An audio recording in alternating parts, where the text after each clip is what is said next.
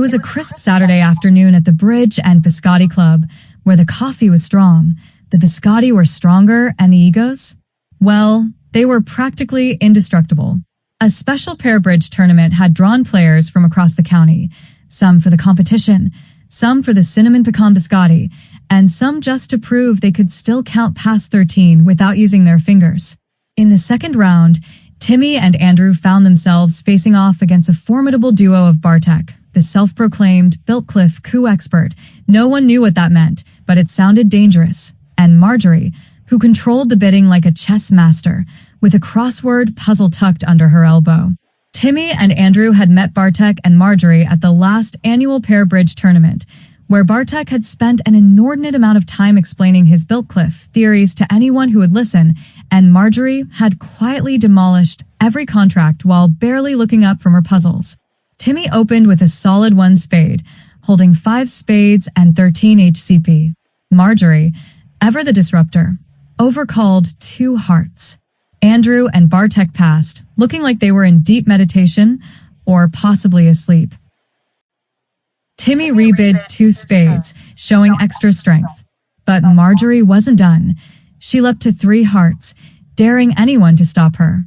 Andrew, suddenly inspired by caffeine or possibly divine intervention, doubled. Timmy paused. Andrew didn't bid the first time, he thought. He might have only 7 HCP and no spade fit. Better not push it. So he passed. The table went quiet. Marjorie declared the 3 hearts doubled contract vulnerable.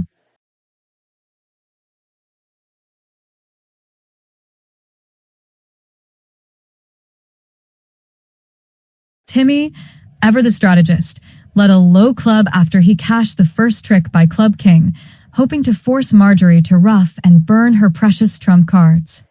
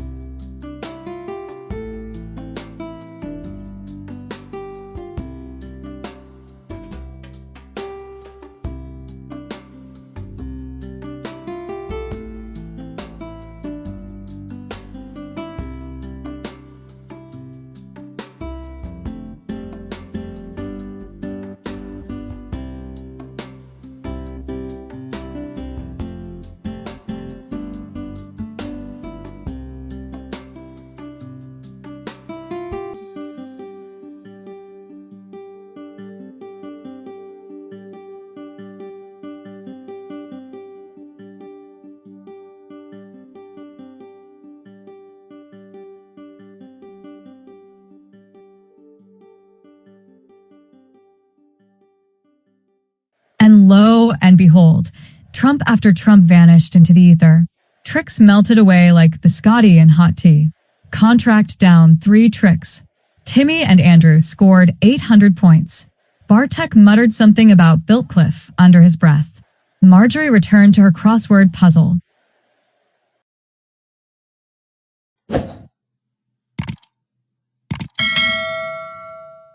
Subscribe our channel for more videos.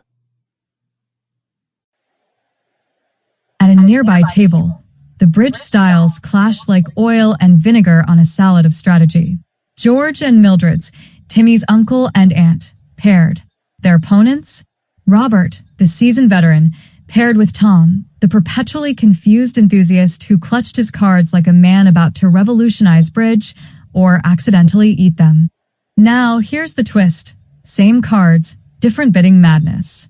George opened 1 spade with 5 spades and 13 HCP. Robert, never one to miss a chance to overcall, jumped in with 2 hearts. Mildred's, sharp as ever, doubled. Tom, unsure if he was in or out, simply passed. George, thinking ahead and possibly smelling the biscotti, shifted to 3 clubs to show his second suit. Robert stuck to his guns with 3 hearts, signaling his long hearts. Mildred's, now confident, raised to 4 clubs to confirm the club fit. George, feeling bold, cubed 4 diamonds, showing the ace of diamonds. Mildred's, with a void in spades, bid 4 spades to say, I've got nothing in that suit, but I've got everything else. Tom, in a moment of questionable clarity, doubled. Not because he had a great hand, but because he had 5 spades and no honors. However, East's double on the 4 spades gave Robert a lead-directing signal, suggesting strength in spades. George, tallying up aces and voids in his head and maybe a little sugar rush from earlier, figured 3 aces, singleton heart, club fit. Why stop at 5? He bid 6 clubs. Robert, now armed with the knowledge that Tom had strength in spades, faced a delicious dilemma. He held 2 aces, 1 in hearts, 1 in spades. The double had told him that leading a spade would be safe, maybe even helpful to the defense. With Tom showing spade strength, Robert confidently led the ace of spades, thinking he was giving his partner the perfect entry. But Tom's strength was just 5 small spades with no honors, a fact that became painfully obvious when George's void in spades meant the ace was cash for free, and Tom had no way to continue the suit effectively. George smiled, roughed the return, and the slam was home.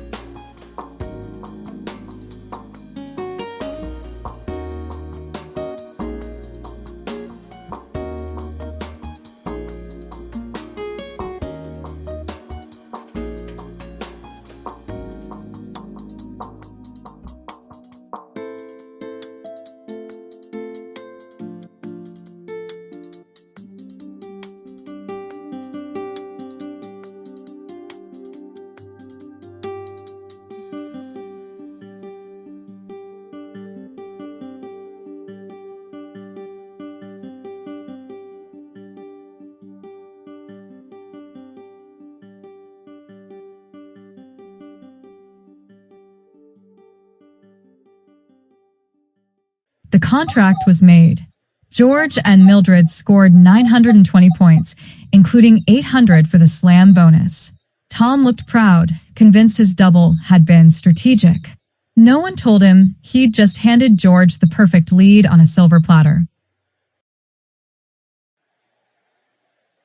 After all the boards were played and the biscotti were devoured, Timmy wandered over to Uncle George, who was sipping tea like a victorious general. "Uncle George," Timmy said, eyes wide with curiosity. "We beat the same cards in our game, but you made the slam while we went for a penalty. What's the difference?" George smiled and called over both teams for a proper post-game analysis. "Let's break it down," George began, spreading the cards on the table. Both games started the same way, opponent overcalls of 2 hearts and north-south strength in the minors. But you two took completely different approaches. He pointed to Timmy and Andrew. Your bidding sequence aimed for a penalty score rather than a contract.